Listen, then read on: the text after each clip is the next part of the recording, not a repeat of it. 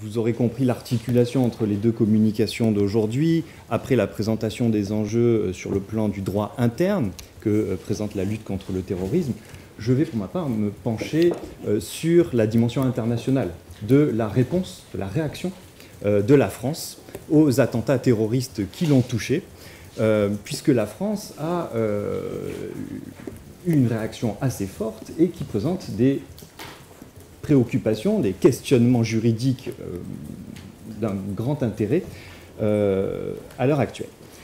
Je rappellerai que les attentats terroristes qui ont été perpétrés à Paris, à Saint-Denis, le 13 novembre 2015, ont conduit la France à procéder à des frappes contre l'État islamique, Daesh, dès le 15 novembre, sur le territoire syrien.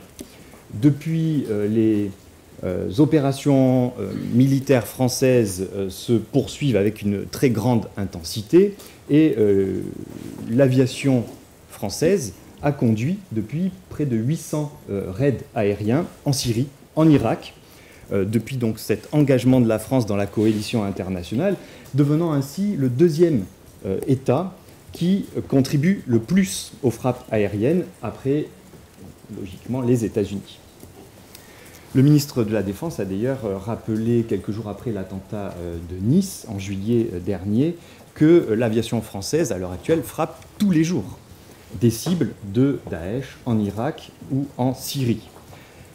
Alors cela m'amène d'ailleurs à préciser que la France n'avait pas attendu ces attentats de novembre 2015 pour intervenir militairement, non seulement en Irak à la demande formelle de cet État, mais également dans certaines parties du territoire syrien qui étaient déjà sous le contrôle de l'État islamique. Le président de la République, François Hollande, avait décidé, dès le mois de septembre 2015, de conduire des opérations militaires en Syrie contre des centres de formation de combattants étrangers, puisque ceux-ci permettent d'alimenter des filières d'individus qui viennent perpétrer des actes terroristes, non seulement là-bas, mais aussi en Europe et sur le territoire français. Ainsi, les premières frappes en Syrie de la France remontent, du moins officiellement, au 27 septembre 2015, quand l'armée française a bombardé un premier camp d'entraînement en invoquant pour justifier cette opération la légitime défense. Le chef de l'État, le ministre de la Défense, ont tous les deux précisé alors que le cadre légal de cette opération est l'article 51 de la Charte des Nations Unies qui porte sur la légitime défense. Et la France fonde alors ses frappes, qui deviennent régulières, sur la légitime défense dans sa dimension collective. Alors, j'attire votre attention sur le fait qu'il s'agit là, et je le répète, on est déjà avant les attentats de novembre sur le territoire français, du moins ceux de fin novembre, il s'agit là d'un changement de position assez radical, voire très radical de la France, qui considérait jusqu'alors ne pas pouvoir intervenir militairement contre l'État islamique en Syrie, au regard du droit international. La France estimait, en retenant une lecture simplement rigoureuse du droit international positif, qu'une telle intervention supposait soit une demande expresse de la part des autorités légales en Syrie, soit une autorisation expresse du Conseil de sécurité des Nations Unies. Une position rigoureuse, mais tout à fait conforme, donc, au cadre juridique international en matière de recours à la force. Ce changement de position de la France a été opéré suite à différents attentats qui ont été perpétrés sur son territoire au cours des précédents mois. Sur le plan de l'argumentation juridique, avant les attentats du 13 novembre 2015, c'est bien la légitime défense dans sa dimension collective qu'invoquait la France, légitime défense dans sa dimension collective, c'est-à-dire fondée sur une demande de l'Irak qui estimait elle-même être victime d'une agression armée depuis le territoire syrien. Et donc la France suivait cette demande de l'Irak en utilisant la légitime défense dans ce contexte d'une agression subie par l'Irak. Bon. un nouveau changement est opéré puisque les attentats du 13 novembre 2015 ont conduit la France à invoquer désormais la légitime défense individuelle, ce qui a été affirmé expressis verbis par le représentant français au cours d'une séance du Conseil de sécurité tenue le 20 novembre 2015. Je vous propose dans un premier temps donc, de nous pencher sur cette argumentation, cette invocation de la légitime défense pour justifier les frappes, après quoi, précisément, j'aimerais que l'on se tourne vers une deuxième manœuvre, je dirais, opérée par la France, justement devant le Conseil de sécurité le 20 novembre 2015, puisque la France a obtenu alors l'adoption à l'unanimité d'une résolution 2249 qui concerne également la réaction, y compris militaire, contre l'État islamique. Bien. Premier élément donc, l'invocation de la légitime défense contre l'État islamique comme base juridique des frappes. Alors vous le savez, l'invocation de la légitime défense pour justifier de telles opérations armées, des opérations militaires dans le cadre de la lutte contre le terrorisme n'est pas nouvelle, tant s'en faut, et l'exemple le plus intéressant à cet égard est clairement la réaction militaire américaine aux attentats du 11 septembre 2001, consistant dans une offensive armée de très grande envergure contre Al-Qaïda, contre les talibans sur le territoire afghan. Alors, les États-Unis se prétendaient en situation de légitime défense et le Conseil de sécurité avait bel et bien considéré que les États-Unis étaient en situation de légitime défense, et d'ailleurs la communauté internationale dans son ensemble avait apporté un soutien très large à la riposte américaine, anglo-américaine, suite à ces attaques du 11 septembre 2001, validant peu ou prou l'argument de légitime défense qui avait été avancé pour fonder juridiquement cette réaction. Bien. Alors, ceci étant dit, cette légitimité forte, reconnue à cette argumentation, n'allait pas sans soulever des questionnements juridiques aigus. Notamment, s'agissant du fait générateur, deux options étaient en somme ouvertes sur le plan juridique par cette affirmation. Les États-Unis sont en légitime défense. Soit la réaction en légitime défense à une agression impliquait l'imputation à un État, potentiellement l'Afghanistan dans ce cas, des attaques du 11 septembre. On était alors bien dans le cadre d'une agression armée d'un État contre un autre État. Soit, deuxième possibilité, ouverte par cette affirmation de l'état de légitime défense, la légitime défense est possible, est invocable face à des attaques perpétrées par des personnes privées, des entités non étatiques, c'est-à-dire sans qu'il y ait attribution à un État de l'acte. Bon. On avait assisté alors à une acceptation massive de cette extension du concept de légitime défense, de manière inédite, mais cette argumentation, qui est encore aujourd'hui invoquée pour justifier des frappes contre Daesh, prolonge les interrogations sur l'état du droit international positif. Je rappellerai ici que dans le cadre de la réflexion sur les deux options qui pouvaient être imaginées pour expliquer l'invocation de l'argument de légitime défense, on a quand même eu depuis une réponse apportée, un éclairage apporté par la Cour internationale de justice, en particulier, je dirais, dans un avis consultatif de juillet 2004 dans l'affaire du mur en territoire palestinien. C'est un avis qui, en plus, se révèle particulièrement pertinent pour nous, dans la mesure où Israël développait devant la Cour internationale de justice, pour justifier la construction du mur, une argumentation fondée sur la lutte contre le terrorisme et invoquait précisément, comme référence, la réaction américaine aux attentats du 11 septembre 2001 et les résolutions consécutives adoptées par le Conseil de sécurité mentionnant la légitime défense. Bon.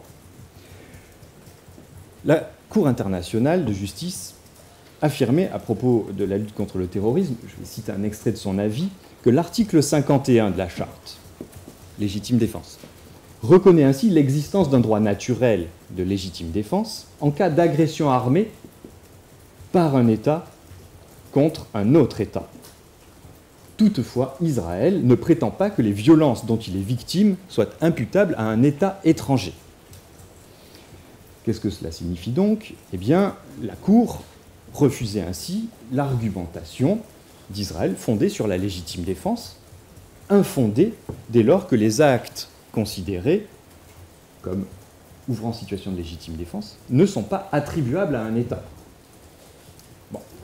Alors, certains ont voulu minorer cette lecture de l'avis de la Cour internationale de justice, qui est pourtant, vous l'avez entendu, dépourvue d'ambiguïté, en insistant sur le fait que, eh bien, dans le même passage, la Cour internationale de justice relève également que les actes dont Israël prétend se défendre ont lieu sur un territoire qui est occupé par Israël et que donc il n'y a pas d'élément d'extranéité qui permettrait de considérer qu'il y a agression armée depuis l'extérieur. Donc certains y ont vu aussi un argument qui est en fait l'argument principal et qui minore l'affirmation de la Cour quant à la relation interétatique qui doit présider à l'invocation de la légitime défense, si vous voulez. Mais je pense que l'affirmation de la Cour était néanmoins nette et qu'on peut la tenir pour acquise. Et d'ailleurs, quelques années plus tard, en 2010, à Kampala, les États membres de la Cour pénale internationale, je le rappelle aussi, ont enfin adopté une définition de l'acte d'agression individuel qui exclut clairement les actes commis par des entités non étatiques, par des individus qui agissent indépendamment d'un État, en retenant une définition de l'acte d'agression comme devant être commis par une personne effectivement en mesure de contrôler ou de diriger l'action politique ou militaire d'un État. Bien. Alors, en tout état de cause, les États qui ont recours à la force contre l'État islamique, qui n'argumentent absolument pas que les attaques armées sont imputables à un État, à la Syrie, qu'elles ne le sont de toute façon évidemment pas, ne semblent pas, quant à eux, se résoudre à une interprétation classique, une interprétation stricte de la légitime défense, telle que celle retenue par la Cour internationale de justice en 2004. Et il faut bien noter que, comme ça avait été le cas en 2001, suite aux attentats aux États-Unis, eh bien, la réaction de la France en novembre 2015 aux attentats de Paris et de Saint-Denis n'a pas soulevé non plus de protestation quant à l'invocation du droit de légitime défense, qui est également utilisé, on va le voir, dans un flou entretenu entre les dimensions individuelles et collectives par les autres États qui participent à la coalition internationale pour fonder leur intervention militaire contre l'État islamique en Syrie, voire en Irak. Bien. Exemple. Devant le Conseil de sécurité, à la séance du 20 novembre 2015, le représentant des États-Unis soulignait que la légitime défense individuelle ou collective permet de prendre, je cite, les mesures militaires nécessaires et proportionnées à la situation pour priver l'État islamique d'un sanctuaire. Le représentant du Royaume-Uni a affirmé, je cite, que comme d'autres, le Royaume-Uni a déjà pris des mesures contre l'État islamique au titre de la légitime défense individuelle et collective, ainsi que nous l'avons indiqué au Conseil. Donc vous le voyez, on invoque la légitime défense, à la fois individuelle, à la fois collective, dans le plus grand flou possible, et bien évidemment, le flou ainsi entretenu sur l'argumentation juridique suscite de notre part une forte perplexité, voire une grande inquiétude. D'ailleurs, le bien fondé de l'argumentation sur la légitime défense, au-delà d'une relation donc entre États, interroge, et un grand nombre de réticences sont d'ailleurs apparues quant à l'état actuel du droit international. On se demande si, à la lumière de l'absence de protestation en 2001, l'absence de protestation depuis 2014, disons, dans les réactions contre l'État islamique, eh bien, cette pratique des États n'est pas en train de faire évoluer l'état du droit international public. Bien. Alors, bien évidemment, la teneur, la portée de cette évolution sont difficiles à cerner, à analyser avec certitude, mais au regard du cadre factuel de l'offensive contre les talibans, auparavant contre l'État islamique désormais, l'évolution semblerait étendre l'invocation du droit de légitime défense à la légitime défense face à des attaques armées de groupes terroristes localisés sur le territoire d'un État qui, tout en ne consentant pas expressément à une intervention sur son territoire, eh bien, ne prend pas, par manque de volonté ou par manque de moyens, les mesures idoines, les mesures adaptées, nécessaires, pour mettre un terme aux attaques terroristes conduites par ces groupes terroristes depuis le territoire de cet État. C'est l'argumentation officiellement exposée, par exemple, par les États-Unis à l'ONU. Bien. Autrement dit, sans modifier les règles du droit international relatives à l'attribution à un État des actes de personnes privées, l'extension consisterait plutôt à modifier la conception classiquement interétatique de la légitime défense pour tenir compte de certaines situations liées à la déliquescence, à l'incapacité de l'État dont une partie du territoire n'est finalement plus sous son contrôle. Bon. Alors j'y reviens, cela ne va pas sans inquiéter un grand nombre de spécialistes du droit international public, et vous aurez peut-être vu que, au cours de ces derniers mois, une lettre, une sorte de pétition, a été signée collectivement par plus de 240 professeurs de droit international, plus de 60 jeunes chercheurs en droit international également, sous l'impulsion de nos collègues et amis communs de l'Université libre de Bruxelles. Je pense que dans cette salle, plusieurs personnes ont signé cette pétition, dont je suis. Pétition dans laquelle il est clairement exprimé cette réticence, cette crainte de voir l'argument de légitime défense par trop étiré, par trop étendu et finalement dévoyé au détriment d'autres mécanismes que le droit international permet aux États d'utiliser et qui présentent une bien plus grande légitimité, une bien plus grande, disons, sécurité dans l'intervention. Bien. Alors, cela va m'amener au deuxième point que je voulais aborder, la résolution 2249, adoptée par le Conseil de sécurité des Nations Unies le 20 novembre 2015. Donc, une semaine après les attentats de Paris et Saint-Denis et à la demande de la France. Je commencerai par préciser que l'adoption de cette résolution 2249 à la demande de la France n'est pas de nature à remettre en cause l'analyse que je viens d'avancer, parce que contrairement à la situation de 2001 aux États-Unis, le Conseil de sécurité n'a pas inclus dans la résolution 2249 de référence à la légitime défense, ni explicite ni implicite. Elle ne parle à aucun moment d'agression armée, d'attaque armée, mais n'évoque que des attaques terroristes. Bon. On va le voir, le Conseil de sécurité autorise ou demande même aux États d'agir par tous les moyens nécessaires pour répondre à la menace que fait planer l'État islamique, mais sans véritablement autoriser un recours à la force. Aussi, cette résolution 2249 ne peut pas être considérée comme mettant un terme à l'invocation en tant que telle de la légitime défense par les États de la coalition. Bon. Alors, cette résolution, si je tiens à en parler aujourd'hui en lien avec cette argumentation juridique pour intervenir militairement en dehors du territoire français, c'est qu'elle apparaît vraiment inédite et singulière dans la pratique du Conseil de sécurité des Nations Unies et que là encore, l'adoption de cette résolution vient troubler la perception que l'on peut avoir du cadre juridique international en vigueur.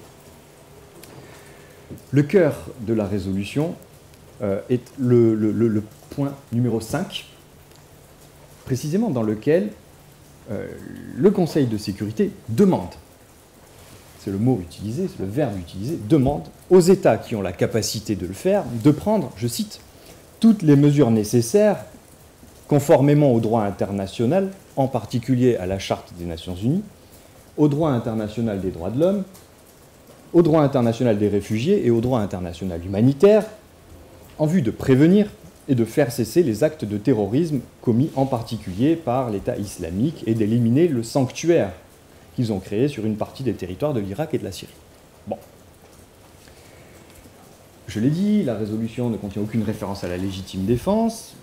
Aussi se pose la question de savoir si, au travers de cette formulation du point numéro 5, la résolution 2249 constitue la nouvelle base juridique sur laquelle la France et les autres États de la coalition peuvent fonder leur action militaire en Irak, en Syrie. Exemple, le représentant de l'Espagne a précisé, à l'issue du vote de cette résolution, que le paragraphe 5 de la résolution 2249 assure une couverture légale. La réponse à cette question est pourtant assurément négative, puisque vous conviendrez que la résolution ne contient aucune véritable autorisation juridique de recourir à la force contre l'État islamique. Non sans une certaine ambiguïté, que certains ont d'ailleurs décrite comme constructive, c'est à méditer, elle s'en tient à affirmer la légitimité d'une action, y compris militaire, pour éliminer le sanctuaire de l'État islamique, sans pour autant constituer un fondement juridique à cela. Il y a des références à la notion de menace à la paix, à la sécurité internationale dans le préambule de la résolution, certes. Mais, comme je l'ai dit, le verbe utilisé par le Conseil de sécurité est le verbe « demande ». Il n'y a aucune référence faite explicite au chapitre 7 de la Charte. Et, si vous voulez, ce qui est vraiment gênant avec cette résolution, et ce que j'ai voulu mettre en évidence en mentionnant l'interprétation, l'analyse du représentant espagnol, est qu'il y a un mélange des genres. Pas de référence au chapitre 7, on est dans le cadre d'une simple demande du Conseil de sécurité, alors que vous le savez, quand, en vertu du chapitre 7, il veut autoriser des États à recourir à la force, il le décide. Par contre, on trouve ici un emploi par le Conseil de sécurité de sa formule rituelle, tous les moyens nécessaires. Or, tous les moyens nécessaires, sans autre précision, ça inclut des moyens coercitifs et de coercition militaire. Bon, mélange des genres, glissement, confusion des cadres juridiques dans cette résolution du Conseil de sécurité, ce qui, là encore, apparaît assez inquiétant. D'autant qu'il s'agit là d'une résolution singulière, inédite dans la pratique du Conseil de sécurité, qui ouvre le pas, là encore, à des interprétations problématiques.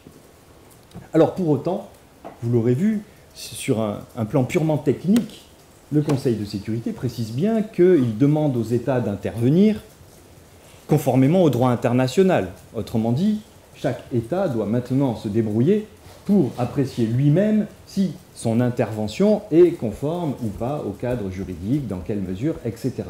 Autrement dit, sur le plan technique de la légalité internationale, le Conseil de sécurité n'apporte rien. À la demande de la France, cette résolution a été adoptée simplement sur un autre plan, celui de la légitimité.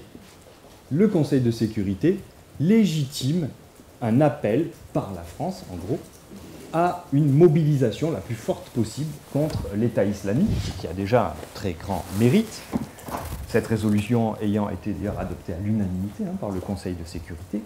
Mais vous le voyez, s'il est question d'intérêt, du coup, il n'est pas question de titre à agir, pour parler clairement et pour reprendre l'analyse de mon collègue niçois, le professeur Wecker. Bien. Donc, pour terminer, on assiste ici à un appel politique de la France qui a été effectivement suivi des faits, suivi par le Conseil de sécurité, mais bien évidemment, cela tend peut-être à obscurcir encore la situation sur le plan véritablement juridique, puisque cette légitimité conférée à cette mobilisation, eh bien, laisse les États livrés à eux-mêmes quant à l'argumentation juridique. Et comme je le disais tout à l'heure, il existe des bases juridiques alternatives à l'invocation de la légitime défense, et qui sont probablement plus légitimes en matière de sécurité internationale. Je pense en particulier à la réaction orchestrée par le Conseil de sécurité des Nations Unies, qui est doté de prérogatives très puissantes en termes de sécurité collective, et il est dommage que, pour des questions évidemment de politique, cette solution n'ait pas pu être mise en œuvre de manière bien plus claire par le Conseil de sécurité, qui a ainsi procédé à un mélange des genres assez dérangeant. Je vous remercie pour votre attention.